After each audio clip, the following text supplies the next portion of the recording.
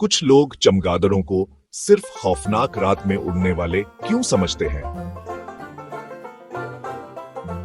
हाँ, आए कुछ गलत फहमियां दूर करें और इन उड़ने वाले कमालात को जानें।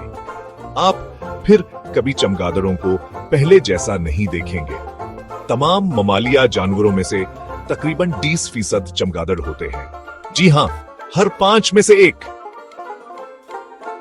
दुनिया का सबसे छोटा चमगादड़ एक भूनरे के बराबर होता है, जबकि सबसे बड़े के परों का फैलाव आपके फैले हुए बाजुओं जितना चौड़ा होता है। कुछ चमगादड़ एक ही रात में थजन कीड़े मकोड़े खा सकते हैं, जो इन्हें कुदरत का बेहतरीन कीड़ों पर काबू पाने वाला बनाता है। और अंदाजा लगाएं, तमाम चमगादड़ खून नहीं पीते, ज्यादातर को फिल या अमृत पसंद है। चमगादड़ एको लोकेशन का इस्तेमाल करते हैं, जो एक तरह का बिल्ट इन सोनार है अंधेरे में शिकार करने के लिए।